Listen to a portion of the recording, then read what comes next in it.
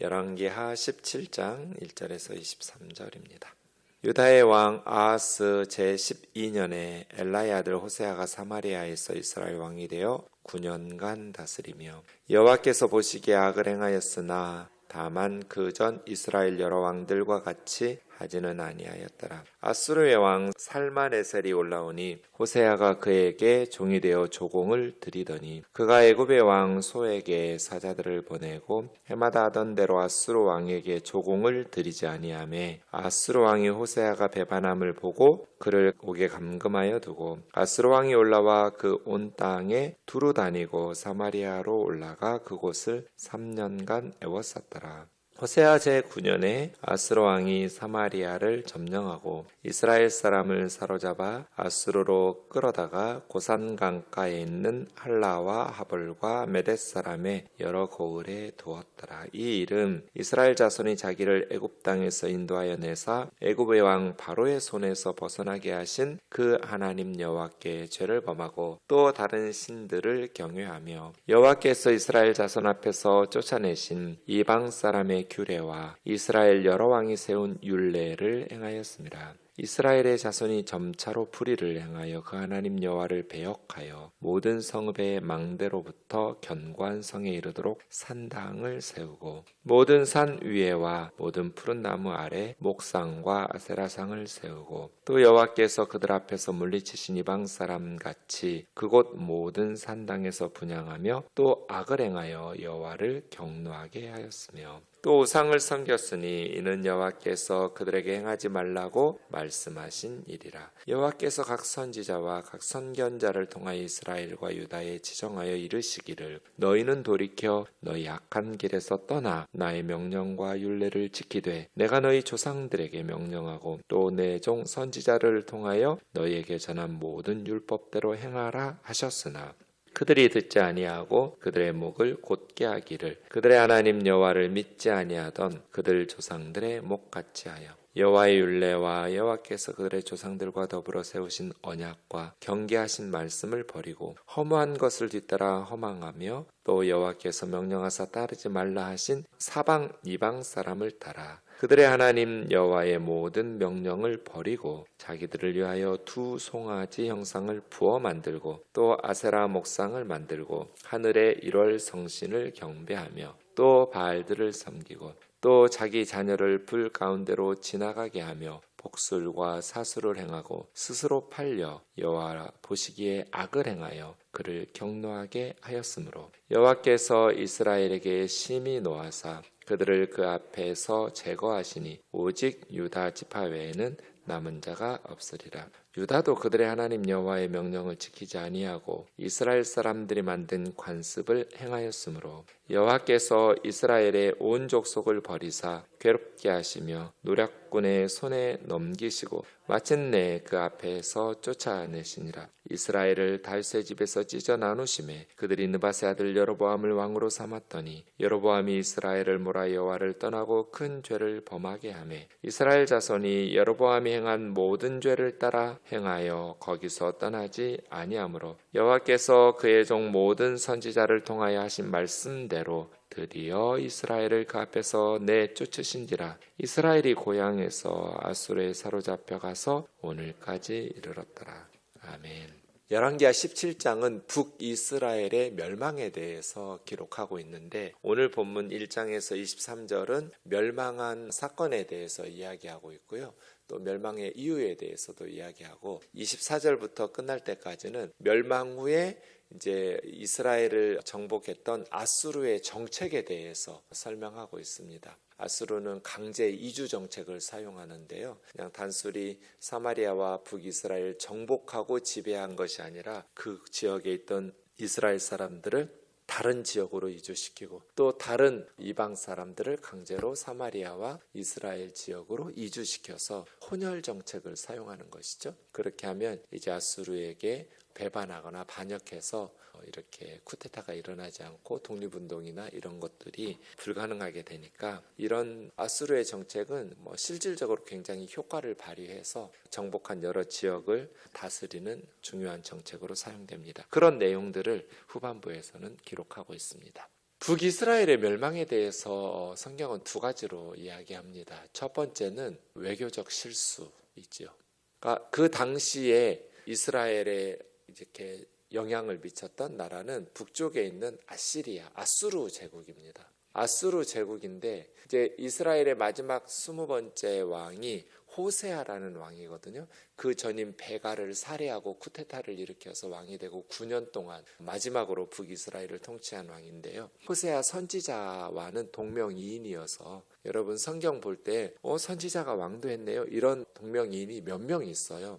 성경은 그래서 시대도 다르고 사람도 다른데 이름은 같은 사람들이 여러 명 나오니까 좀 주의해야 돼요. 유명하게 우리가 설교 많이 들어서 알고 있는 그러한 이름이 왕도 됐었구나, 선지자인 줄 알았는데 선지자이면서 왕인가? 그렇지 않아요. 다른 사람이에요. 동명이인이니까 읽으실 때 좀 주의하실 필요가 있습니다. 이 호세아는 아수르에게 조공을 바치면서 그렇게 신하 국가로서 주군을 섬기듯이 아수르를 섬겼어요. 그런데 아수르의 왕이 변해요. 디글랏필레셀 이렇게 하면서 살만에셀로 이제 왕이 바뀌면서 이제 호세아가 북이스라엘이 이렇게 좀 배반하는, 저쪽이 좀 왕조가 바뀌면서 아수르가 약화되고 시끌시끌한 것 같으니까 그 사이에 북이스라엘은 이렇게 좀 벗어나 볼까? 아수르의 지배에서 이런 움직임들이 있었던 것 같아요. 그런데 아수르의 새로운 왕이 됐던 살만에셀이 그런 모습을 보니까 당연히 군대를 이끌고 이스라엘로 쳐들어왔겠죠. 그 모습을 보면서 호세아 왕이 화들짝 놀래가지고 바로 군대를 쳐들고 온 새로운 아수르의 왕 살만에셀에게 항복을 하면서 다시 조공을 잘 갖다 바치기로 해서 아수르와 전면전이 벌어지고 북이스라엘이 멸망하지는 않고 이제 돌아가게 됩니다. 아수르 땅으로 군대를 철수해요. 그리고 나서 시간이 좀 흐른 후에 이제 치명적인 외교적인 실수라고 말할 수 있습니다. 왜 그랬는지는 모르겠어요. 왜냐하면 북이스라엘 왕 호세아가 애굽의 군사적인 원조를, 그러니까 애굽을 믿고 아수르에 조공 바치는 것을 끊으면서 아수르 제국을 다시 반역하는 사건이 일어납니다. 그게 왜 치명적인 실수라고 하냐면 이게 잘 이해가 되지 않기 때문이에요. 아수르를 배반하고 아수르와 전쟁을 선포하면 조공 안 바치고 배반하겠다는 건 전쟁하겠다는 거잖아요.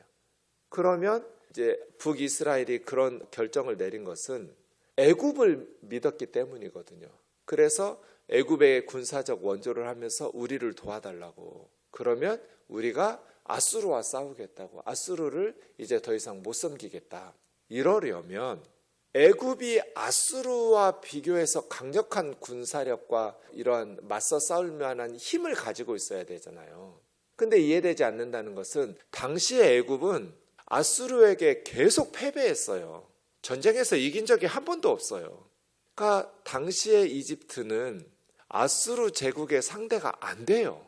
근데 왜 아수르를 반역하는, 애굽을 믿고 아수르를 반역하는 치명적인 외교적인 참사죠. 이미 수차례 아수르에게 패배했던 애굽의 군사적 원조를 요구하면서 부탁하면서 그래 할게 하니까 아수르에 맞서 싸우다가 그래서 북이스라엘이 멸망한 거거든요. 이것이 첫 번째 원인이에요. 아수르 제국에 의해서 북이스라엘이 멸망하게 된 것은 호세아 왕의 치명적인 외교적인 실수였다, 이렇게 말합니다. 그것이 1절에서 6절까지입니다. 근데 성경은 그렇게 말하지 않습니다. 북이스라엘이 멸망한 것은 사마리아 정가의 치명적인 외교적인 실수 때문이다, 이렇게 기술하지를 않아요. 더 중요한 북이스라엘의 멸망의 이유가 있는데 그것이 7절부터, 그래서 7절은 왜냐하면으로 시작해요. 북이스라엘이 왜 멸망했는가? 그래서 제가 역사라는 것이 겉으로 보면 외교의 문제이고 경제의 문제이고 군사력의 문제인데 더 깊이 들어가면 종교적인 문제다, 신앙의 문제이다. 북이스라엘의 멸망의 진정한 원인은 7절부터 23절까지 나오는 영적인 타락에 있는 거예요. 이 일은 이스라엘 자손이 7절이죠. 자기를 애굽에서 인도하여 내사 애굽 왕 바로의 손에서 벗어나게 하신 그 하나님 여호와께 죄를 범하고 다른 신들을 경외하며 이스라엘 자손 앞에서 쫓아내신 이방 사람의 규례와 이스라엘 여러 왕이 세운 율례를 행하였기 때문이다. 그러니까 이스라엘이 멸망한 것은 세상 역사가들이 볼 때는 외교적인 실수인 것 같지만 하나님의 시각으로 보고 성경의 시각으로 보면 하나님을 버리고 우상 숭배했기 때문이라는 거예요. 근데 그 하나님이 어떤 하나님이에요? 자기들을 애굽에서 노예로 살고 있던 백성들을 구원해 주신 하나님이에요. 노예들에게 젖과 꿀이 흐르는 가나안 땅을 선물로 주신 하나님이에요. 그런데 북이스라엘은 솔로몬이 죽던 해가 주전 931년이고 멸망했던 해가 722년이거든요. 200년이에요. 북이스라엘이 멸망하는 200여 년 동안 계속해서 죄를 쌓고 있었던 거예요. 북이스라엘 20명의 왕들과 200여 년 역사 가운데 단 한 번도 회개다운 회개를 한 적이 없어요. 참 아이러니죠. 제가 지난 주일에 북이스라엘의 최대의 정치적인 안정, 경제적인 풍요, 군사적인 성공, 솔로몬 이후의 최대 영토의 확장, 이러한 시기가 여로보암 2세 시기라고 그랬잖아요. 여로보암 2세 시대를 열왕기하에서는 7구절로 짧게 끝내버렸지만 41년간의 여로보암 2세의 통치를 세상 역사가들은 엄청 길게 쓸 거거든요. 가장 번성했던 북이스라엘의 최고의 황금기였거든요. 근데 열왕기하는 딱 7구절로 끝내버려요. 더 이상 할 얘기가 없는 거예요. 세상 사람들을 볼 때는 엄청난 성공을 거둔 황금기였지만, 다윗과 솔로몬 시대 같은 번영기였지만 영적인 시각으로 볼 때는 별로 쓸만한 가치가 없는 하나님의 시각의 평가가 정말 천둥번개같이 들려요, 제게는. 근데 그 여로보암 2세 시대에 요나 선지자가 활동했잖아요. 그런데 그 요나 선지자에게 하나님이 주신 메시지는 뭐예요? 아수르의 니느웨에 가서, 지금 북이스라엘과 가장 위협이 되는 아수르 제국에 가서 회개의 말씀을 선포하라는 거였잖아요, 요나에게. 그러니까 요나 선지자가 내가 죽으면 죽었지, 나를 지중해 바다에 던지라고 선원들에게 요구할 만큼, 그렇게 하나님께서 큰 물고기가 하프마로 입 벌리는데 던져가지고 쏙 물고기 뱃속으로 들어가리라고는 요나 선지자는 상상도 안 했겠죠. 상상도 못했는데 요나서는 그냥 내가 나라를 위해서 애국적인 심정으로 지중해에 빠져 죽지, 풍랑이는 바다에 던지라고, 내가 죽으면 죽었지 니느웨로 가서 회개의 말씀을 전하지는 않을 거라는 게 요나 선지자의 확고한 신념, 그러한 마음이었잖아요. 근데 어쩔 수 없이 물고기 뱃속에서 3일 있다가 니느웨로 가서 그냥 건성건정 40일 후에 니느웨가 무너진다. 사흘길을 걸어서 갈 만한 큰 성읍에 한나절 메시지 외치고 접어버렸잖아요. 근데 니느웨 사람들은 왕부터 짐승까지 금식하면서 악한 일을 금해라, 혹시 하나님께서 우리 죄를 용서하실지 모르니까 그 니느웨 아수르가 하나님의 용서를 받고 회복되면서 북이스라엘 요나 선지자의 이스라엘을 멸망시킨 거잖아요. 이방인들은 억지로 하나님의 말씀을 전하는, 적극적으로 설득하면서 전하지도 않았어요, 요나는. 그런데도 그때 막 하늘의 일식에서 갑자기 대낮에 태양이 사라지고 만다이 하면서 다른 지역에 계속해서 전쟁에서 패배하기도 하고 아수르의 상황들이 굉장히 어려웠거든요. 어떤 신적 계시, 그러한 불안한 상황에서 흉년이 계속지고 전염병이 번지고 그런 것들을 그 고대 사람들은 신의 심판으로 신적인 계시가 있는 역사적 사건들로 받아들이거든요. 그때 이스라엘에서 온 요나라는 선지자가 국가적 재앙을 선포하니까 아수르 사람들이 전국적인 회개 운동이 일어난 거잖아요. 근데 북이스라엘은 단 한 번도 이런 회개다운 회개가 일어난 적이 없어요. 왜냐하면 오늘 본문 7절부터 23절까지 그런 북이스라엘이 그렇게 하나님을 버리고 우상 숭배할 때 하나님은 뭐 했냐? 하나님께서 하나님으로서의 책임을 다하지 못하셨으면 하나님도 이스라엘 멸망의 일말에 책임이 있으신 거잖아요. 그런데 오늘 본문에 있는 것처럼 하나님께서는 부지런히 선지자들을 보내셨다는 거예요. 회개하고 돌아오라고. 우상을 버리고, 그것이 13절이죠. 여호와께서 각 선지자와 각 선견자를 통하여 이스라엘과 유다를 지정하여 이르시기를 너희는 돌이켜 너희 악한 길에서 떠나 나의 명령과 율례를 지키되 내가 너희 조상들에게 명령하고 내 종 선지자들을 통하여 너희에게 전한 모든 율법대로 행하라. 그럼 하나님은 뭐 하셨는가? 부지런히 선지자들과 선견자들을 보내셨어요. 근데 앗수르는 엄청난 회개를 막 왕부터 옷을 찢고 금식하면서 너희 손의 악한 행위를 버려라. 전국적인 국가적인 회개 운동이 일어나고 하나님의 용서와 은혜를 힘입었는데 정작 더 마음을 다해서 많은 선지자들을 보내셔서 간절하게 호소하셨던 이스라엘은 회개다운 회개를 한 적이 한 번도 없어요. 엘리야 선지자 보내시고 엘리사 선지자 보내시고 여로보암 2세 시대에 호세아 선지자 보내시고 아들들 일으키고 청년들 일으키고 악한 타락한 종교 권력, 정치 권력이 합세해서 청년들과 젊은이들이 다음 세대들이 바른 말하는 걸 다 죽이고 압제하고 우상 숭배하면서 선지자의 씨를 말리니까 하나님께서 남유다의 드고아 출신 아모스 선지자까지 북이스라엘로 보내셔서 말씀을 전하셨지만 안 돌아왔어요. 그 14절이에요. 그들이 듣지 아니하고 목을 곧게 하기를. 하나님께서 선지자들을 보내셔서 말씀을 전하시면 목을 곧게 하지 말고 겸손하게 하나님 말씀 듣고 회개했으면 선지자들을 통해서 경고하신 너희 망한다 이러다가 나라 망한다 다 죽는다 너희들 하나님이 오래 참으시면서 그들에게 경고하시고 말씀하셨는데 듣지도 않고 하나님 여호와를 믿지 아니하여 결국은 믿음이 없음으로 망한 거거든요. 믿지 않았어요. 이것이 개인과 공동체의 가장 큰 질병이에요. 치명적인 영원한 심판과 멸망을 가져오는 개인이든지 공동체든지 결국 가장 중요한 죄는 믿음 없음이에요. 믿음 없음. 하나님을 믿지 않아서 북이스라엘은 망한 거예요. 그래서 제가 중요하게 여기는 게 15절이거든요. 여호와의 율례와 여호와께서 그들 조상과 더불어 세우신 언약과 경계하신 말씀을 버리고 허무한 것을 뒤따라 허망하며. 그러니까 북이스라엘이 왜 멸망했는가? 허무한 것들을 뒤따라가다가 허망해졌어요. 허무한 것들이 뭐예요? 우상이죠. 허무한 것들을 뒤따라가다가 허무하게 되었다. 원문으로 보면 헛되고 헛되며 헛되고 헛되니 모든 것이 헛되다는 그 잠언서에 나오는 헤벨이라는 단어예요. 헤벨을 뒤따라가다가 헤벨 되었다. 이렇게. 이게 너무나 중요해요.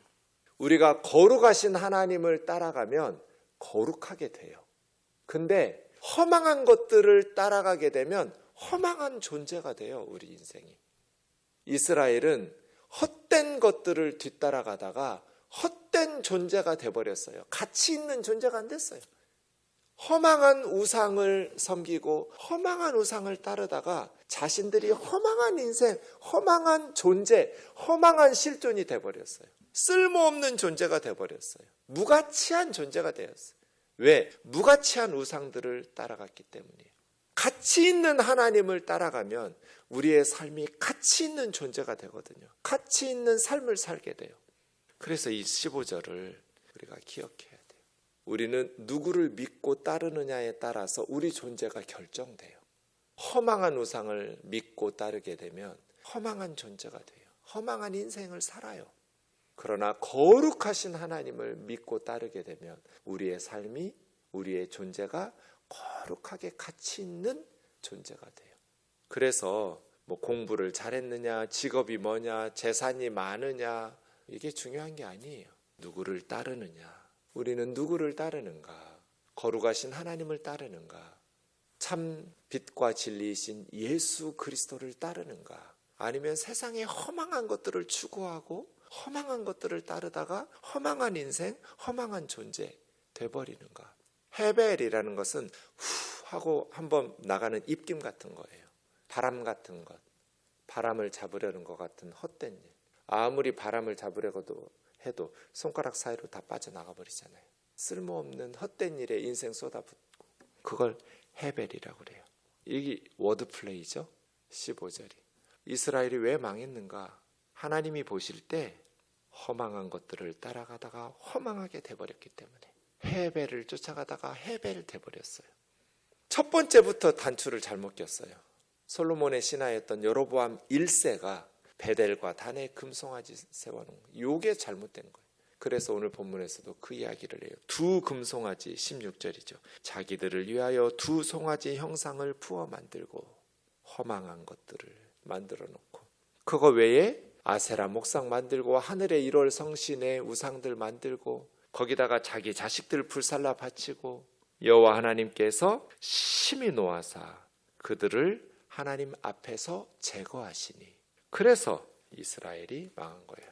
18절 말씀처럼 주어가 살만에살이 아니에요. 아수르의 왕이 아니라 여호와께서가 주어예요. 18절 보세요. 여호와께서 이스라엘에게 심히 노하사 그들을 그 앞에서 제거하신 거예요. 살만에살 아수르 왕이 제거한 것이 아니라 여호와께서 이스라엘을 제거하신 거예요. 그래서 나라가 망했다고요. 그럼 남유다는 어떤가? 남유다도 크게 다르지 않았어요. 그것이 19절부터 23절이에요. 자, 이제 정리해 보세요. 15절 먼저 보세요. 이스라엘이 하나님이 경계하신 말씀을 버렸어요.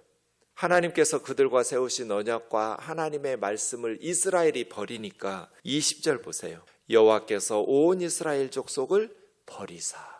똑같은 단어가 나오죠. 그러니까 우리가 하나님과 하나님의 말씀을 버리면 하나님께서 돌아오라고 선지자들 통해서 계속 경고하세요. 근데 끝까지 회개다운 회개를 하지 않고 하나님을 버리면 하나님이 우리를 버리세요. 15절에서 이스라엘이 하나님의 말씀을 버리니까 20절에서 하나님께서 이스라엘을 버리신 거예요. 22절도 보세요. 이스라엘 자손이 여로보암이 행한 베델과 단의 금송아지와 모든 죄를 따라 거기서 떠나지 않으니까 23절에 하나님께서는 이스라엘을 그 앞에서 내쫓으신 거예요. 원어로 봐도 똑같아요. 22절에 떠나지 않았다와 23절에 내쫓았다라는 발음이 단어가 둘 다 수르예요. 이스라엘이 떠나지 않으니까 하나님이 떠나 보내신 거예요.